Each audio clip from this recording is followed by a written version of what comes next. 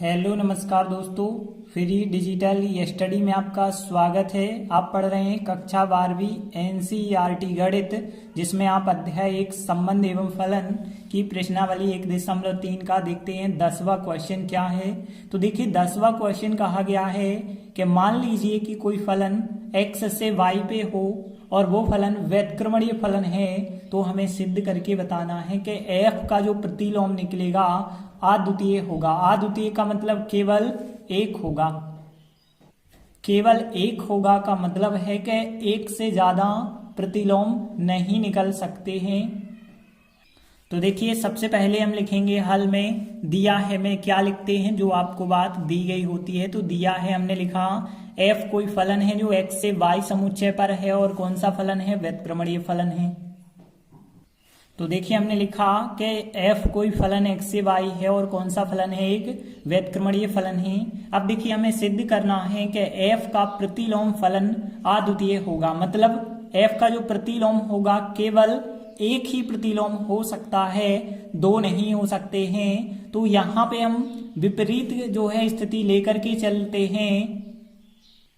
तो देखिए हमने यहाँ पे मान लिया है कि f के दो प्रतिलोम फलन g1 और g2 हैं। देखिए जो हमें सिद्ध करना है, सिद्ध करना था कि एक ही अद्वितीय फलन होता है, मतलब f का जो प्रतिलोम है केवल एक होगा। लेकिन हम यहाँ पे इसका विरोध करके चल रहे हैं कि मान के चल रहे हैं कि f के दो प्रतिलोम g1 और g2 हैं। तो यहाँ पे g1 भी प्रतिलोम होगा और g2 भी प्रतिलोम होगा। अब देखिए यहाँ पे हम लेके चल रहे हैं, यदि g1 f का प्रतिलोम है तो प्रतिलोम के लिए कौन सी शर्त होती थी वो हमने आपको बताई भी थी। प्रतिलोम के लिए जो शर्त होती है, तो देखिए प्रतिलोम के लिए कौन सी शर्त होती है, यदि कोई फलन f है और g उसका प्रतिलोम यदि मान लिया जाता है तो कौन सी कंडीशन होनी चाहिए, गॉफ का मान ix होना चाहिए, फॉक का मान iy होना चाहिए। तो देखिए तभी जो है वो कहलाता है प्रतिलोम या इनवर्स कहलाता है। तो यहाँ पे देखिए हमने g1 f का प्रतिलोम यदि मान लिया है तो यहाँ पे गॉफ का मान ix के बराबर होगा। तो हम कह सकते हैं अतः गॉफ का मान, लेकिन यहाँ पे गॉफ ना कह के हम g1 OF कहेंगे। गॉफ का मान जो होगा वो ix के बराबर होगा, तथा फॉग का जो मान होगा FOG1 यहाँ पे कहेंगे, यह जो है y के बराबर होगा। तो अब हम जो है इसी प्रकार लिखेंगे, इसी प्रकार यदि अब हम g2 लेते हैं, इसी प्रकार यदि g2 फलन f का प्रतिलोम है, तो हमने लिखा इसी प्रकार यदि हम g2 को फलन f का प्रतिलोम बताएंगे तो इसके साथ भी बिल्कुल वही रूल होगा कि यहाँ पे इसके गॉफ का मान मतलब g2OF गॉफ का मान जो होगा ix के बराबर होना चाहिए, तथा फॉक का मान मतलब FOG2 का मान जो है iy के बराबर होना चाहिए। तो यहाँ पे आपको बात समझ आई। मान के चले थे हम f के दो प्रतिलोम हैं g1 और g2, और यदि g1 प्रतिलोम है तो गॉफ का मान ix होता है और फॉक का मान iy होता है। उसी प्रकार से यदि g2 इसका प्रतिलोम है तो इसके गॉफ का मान भी ix होगा, इसके फॉक का मान iy होगा। अब देखिए यदि हम इसे समीकरण 1 का नाम दे दें, इसे समीकरण 2 का नाम दे दें, तो ध्यान देना समीकरण 1 व 2 से क्या निष्कर्ष निकलता है, समीकरण 1 व 2 से। तो ध्यान देना यहाँ पे देखिए फॉग का मान iy है, यहाँ भी फॉग का मान iy है। तो या तो हम इन दोनों से सवाल को आगे सॉल्व कर सकते हैं, इन दोनों से भी सवाल सॉल्व हो जाएगा। तो देखिए यहाँ पे आप इस चीज को देखें और इस चीज को देखें, तो ये दोनों iy बराबर हैं, तो फॉग g1 और फॉग जो g2 होगा यह भी आपस में बराबर होंगे। मतलब हम कह सकते हैं FOG1 बराबर हो जाएगा FOG2 के बराबर होगा।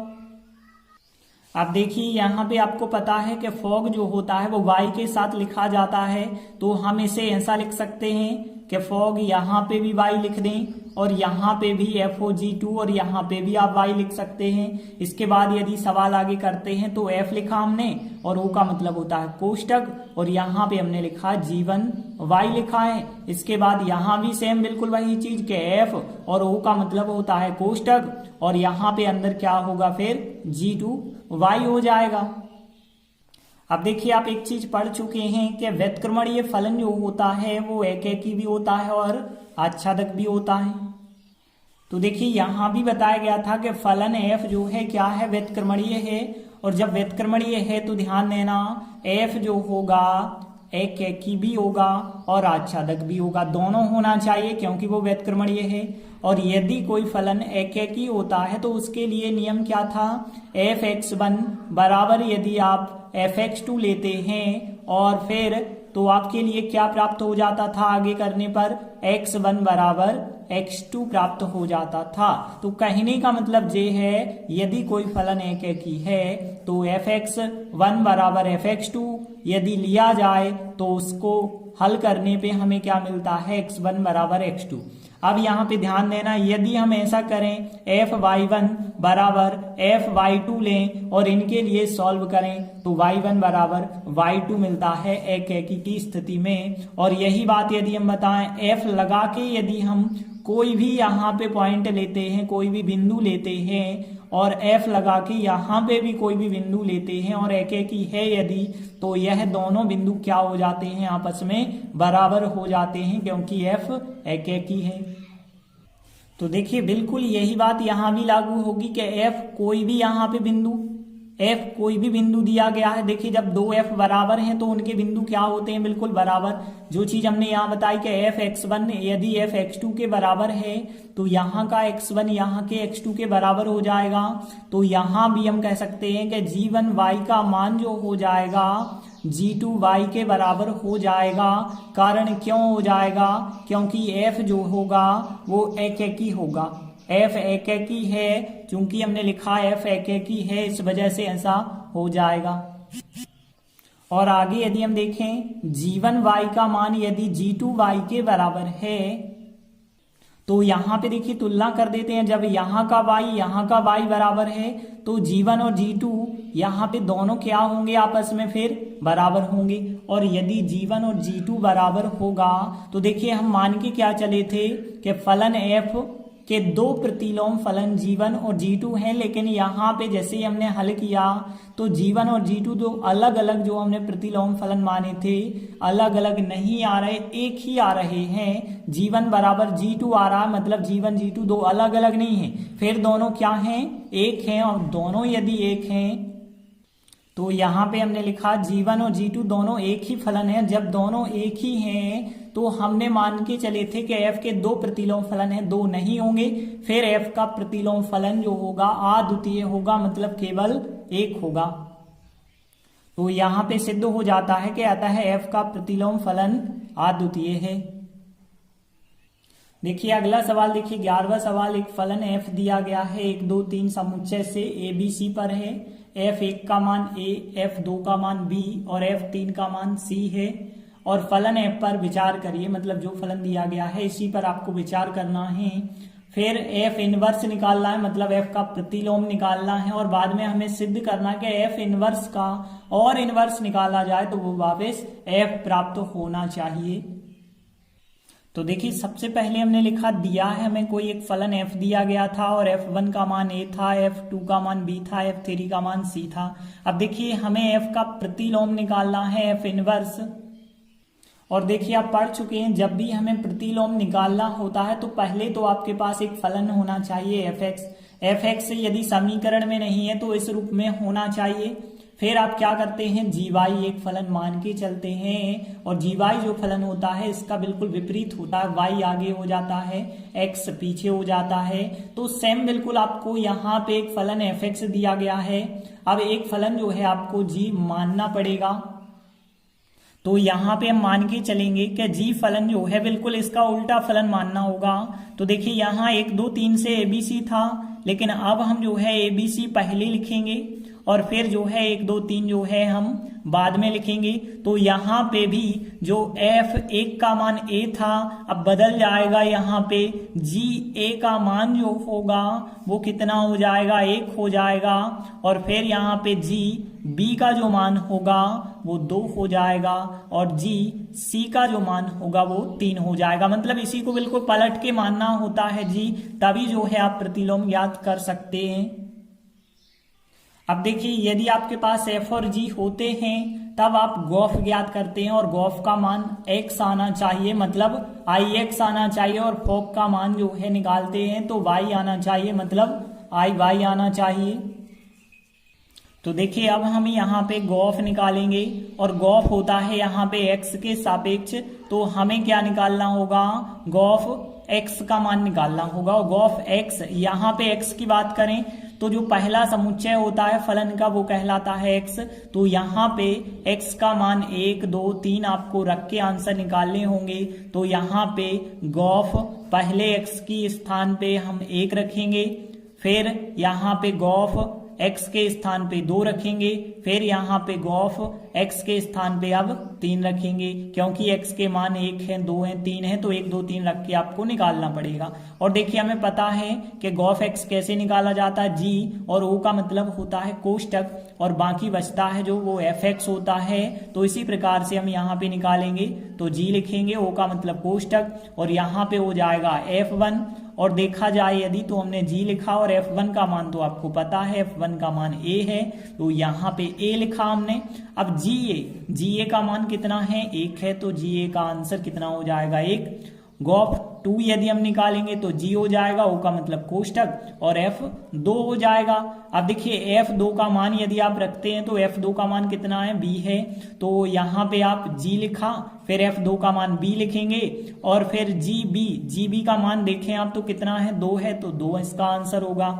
और इसी टाइप से यदि हम यहाँ पे o का मतलब फिर कर दें ऑफ, तो यहाँ पे o का मतलब ऑफ मतलब कोष्टक, और फिर बाकी बचा होगा f3 का यदि मान देखें तो f3 का मान क्या था, c था, तो यहाँ gc बन गया है, और gc का आंसर कितना है, 3 है। तो इस प्रकार से हमने गॉफ का मान निकाला।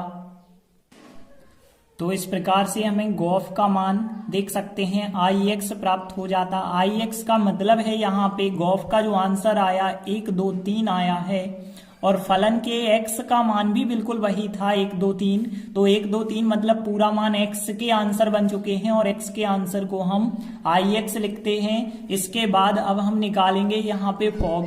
तो यदि हम बात करें फॉग की, तो अब देखिए हम फॉग निकालेंगे, फॉग y निकालना होगा। तो देखिए y के मान आपको रखने होंगे, और y के मान आप क्या क्या रख सकते हैं, देखिए जो फलन था आपका उसमें x के मान 1 2 3 थे, लेकिन y के मान हम कहेंगे a b c है, तो एक बार a रखेंगे, b रखेंगे, c रखेंगे। तो यहाँ पे देखिए क्या क्या आप मान निकाल सकते हैं, f o g fog a का मान निकालेंगे, और फिर फॉग b का मान निकालेंगे, फॉग c का मान निकालेंगे। तो यहाँ पे फॉग फिर हम b का मान भी निकाल सकते हैं, और फिर फॉग c का मान निकाल सकते हैं। तो ऐसे आपको 3 मान यहाँ पे रखने होंगे जो कि y के थे, a b c रखेंगे। तो देखिए यहाँ पे फॉग y का मतलब होता है f, और o का मतलब होता है कोष्टक, और बाकी क्या बचा होगा, फिर gy बचा होगा। तो बिल्कुल सेम यहाँ पे भी आप f o का मतलब कोष्टक, और यहाँ पे क्या हो जाएगा, फिर g a हो जाएगा। अब देखिए यहाँ पे f लिखा हमने, g a का मान कितना था, तो g a का मान 1 था, तो हमने यहाँ पे 1 रखा है। अब देखिए क्या बन गया, f1, और f1 का मान कितना है, a है, तो यहाँ पे इसका आंसर क्या हो जाएगा, a। यदि हम फॉग b निकालें तो f, और फिर कोष्टक o का मतलब, और बाकी क्या बचा होगा, g b बचा होगा।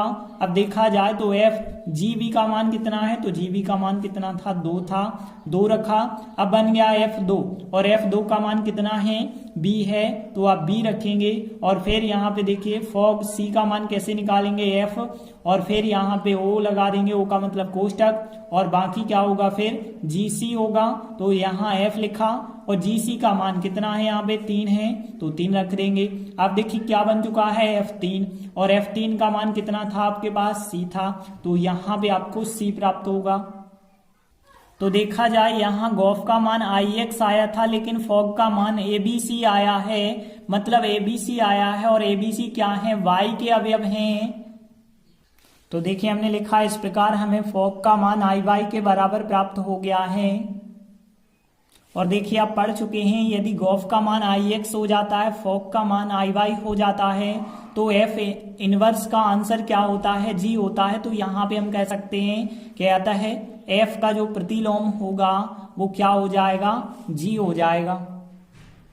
और यदि जी हो जाएगा तब आप ऐसा कह सकते हैं कि एफ इनवर्स का जो मान होगा वो क्या होगा, जी वाला फलन होगा। और जी वाला फलन हमने क्या देखा था, जी वाला फलन था ए बी सी से लगा के 1 2 3। तो हमारा आंसर क्या होगा, एफ इनवर्स का मान जो होगा ए बी सी से यहां पे हो जाएगा 1 2 3। तो एफ इनवर्स का जो मान निकालना था वो आप इस प्रकार से निकाल सकते हैं। अब देखिए आगे हमें क्या करना है, एफ इनवर्स तो हमने ज्ञात कर लिया, सिद्ध करना एफ इनवर्स का भी इनवर्स निकालना है और वो एफ आना चाहिए। तो देखिए अब हमें जो एफ इनवर्स प्राप्त हुआ है इसका दोबारा इनवर्स निकालना होगा। तो देखिए अब हमें एफ इनवर्स का इनवर्स निकालना है, इस वजह से मानना पड़ेगा इसका कोई एक विलोम फलन मानना पड़ेगा। अब देखिए एफ के साथ हमने अभी जी तो मान लिया था, लेकिन अब हम नया फलन मानते हैं एच। और h जो हमने फलन माना है इसका उल्टा फलन माना है 1 2 3 से ए बी सी होगा। यहाँ पे 1 2 3 बिल्कुल आपको पलटना, जब भी आपको प्रतिलोम निकालना हो तो हमेशा दिए गए फलन को पलटना होता है। तो यहाँ जो एफ इनवर्स का मान निकाला है हमने, अब एफ इनवर्स का इनवर्स निकालना है तो एफ इनवर्स वालों को आप पलट देंगे। तो यहाँ पे पलट देंगे तो h बन जाएगा और h बनेगा तो यह जो है आगे आ जाएंगे और यह समुच्चय पीछे चला जाएगा। और साथ ही साथ में एक चीज और हो जाएगी कि एफ इनवर्स ए का मान 1 होगा, एफ इनवर्स बी का मान 2 होगा और एफ इनवर्स सी का मान जो हो जाएगा 3 हो जाएगा। उसी प्रकार से h के साथ भी यहाँ पे होगा कि यहाँ पे h1 का मान a हो जाएगा, h1 का मान जो होगा वो a हो जाएगा, h2 का मान, ठीक है ना, h2 का जो मान होगा वो b हो जाएगा और h3 का जो मान होगा वो c हो जाएगा। अब देखिए जब भी हमें प्रतिलोम निकालना होता है तो गॉफ और फॉक ज्ञात करते हैं। गॉफ का मान ix लाएंगे, फॉक का मान iy लाएंगे। तो अब यहाँ पे हम क्या ज्ञात करेंगे, गॉफ ज्ञात करेंगे। अब गॉफ कैसे ज्ञात करेंगे, गॉफ तो ज्ञात हो ही नहीं सकता क्योंकि जी तो है ही नहीं, जी की जगह पे h है। तो यहाँ पे देखिए गॉफ जो हम ज्ञात करते थे, गॉफ के स्थान पे देखिए जी के स्थान पे हो गया h और f के स्थान पे हो गया f इनवर्स। तो हम क्या निकालेंगे, एच ओ एफ इनवर्स निकालेंगे। तो एच ओ एफ इनवर्स का मान निकालेंगे और एफ है तो एक्स के साथ हमें निकालना पड़ेगा। और एक्स के साथ यदि हम निकालेंगे तो हमें कौन कौन सी चीजें एक्स की रखनी होगी, ए रखना होगा, बी रखना होगा, सी रखना होगा। तो पहले हम यहाँ पे लिख देते हैं कि एच ओ एफ इनवर्स निकालेंगे और वो एक्स के सापेक्ष होगा और यहाँ एच ओ का मतलब कोष्टक और बाकी बचा होगा एफ इनवर्स एक्स बचा होगा। तो इस प्रकार से हम एक्स के जब मान रखेंगे तो यहाँ H O F inverse X का मान एक बार हमें ए रखना होगा और एक बार हमें जो है एच ओ एफ इनवर्स का मान बी रखना होगा, फिर एच ओ एफ इनवर्स का मान एक बार हमें सी रखना पड़ेगा। अब देखिए इनको रखने के बाद सॉल्व करते हैं तो यहाँ एच और ओ का मतलब कोष्टक, बाकी एफ इनवर्स ए हो जाएगा। तो हमने यहाँ एफ इनवर्स ए लिखा। अब देखिए आगे यदि आप सॉल्व करेंगे तो एच लिखा, एफ इनवर्स ए का मान 1 है तो यहाँ 1 लिखा और h1 का मान कितना आया है, a था तो a रख दिया हमने। उसी प्रकार से यहाँ पे h और o का मतलब कोष्टक लगाएंगे, बाकी f इनवर्स b बन जाएगा। तो f इनवर्स हमने यहाँ पे b लिखा है और यहाँ पे देखा जाए तो h लिखा हमने, f इनवर्स b का मान 2 है तो 2 रखा और h2 का मान कितना है, b है तो b लिखा हमने। यहाँ पे h और o का मतलब कोष्टक है, बाकी बचा है f इनवर्स c तो f इनवर्स हमने c लिखा है। अब देखा जाए तो h और f इनवर्स c का मान 3 था तो 3 लिखा है और h3 का मान कितना था, c था तो हमने c लिखा है। तो इस प्रकार से देखिए यहाँ पे जो h o f इनवर्स का मान निकाला है वो a b c आया है, मतलब x के बराबर आ चुका है। तो इस प्रकार आप लिख सकते हैं, इस प्रकार एच ओ एफ इनवर्स का जो मान आया है वो x के अवयव आ चुके हैं, x के अवयव मतलब ix आ चुके हैं।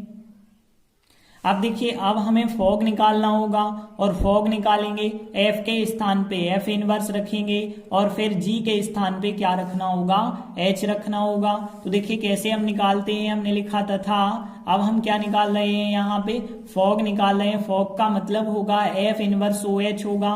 तो यहाँ f इनवर्स ओ h निकालेंगे और यह तो आपको पता है y के सापेक्ष आपको निकालना होता है, तो f इनवर्स o का मतलब कोष्टक होगा, बाकी क्या बचा होगा h y बचा होगा। तो अब यहाँ पे देखिए आप y के अवयव रखेंगे, तो y के अवयव देखे जाएं तो x के अवयव a b c थे, y के अवयव कितने होंगे 1 2 3 होंगे, तो यहाँ पे 1 रखेंगे, 2 रखेंगे, 3 रखेंगे। तो देखिए f इनवर्स ओ एच एक बार हमने 1 रखा, फिर यहाँ f इनवर्स ओ एच एक बार हमने 2 रखा, फिर यहाँ पे f इनवर्स ओ एच एक बार हम कितना रखेंगे 3 रखेंगे। अब देखिए इनके आंसर यदि हम निकालें तो यहाँ f इनवर्स लिखा हो का मतलब कोष्टक और बाकी यहाँ पे आएगा h1, और देखिए h1 का यदि आप मान लिख देते हैं तो f इनवर्स हमने लिखा पहले h1 का मान कितना है a है, तो देखिए f इनवर्स a बन गया और f इनवर्स a का मान कितना है 1 है, तो 1 बन जाएगा।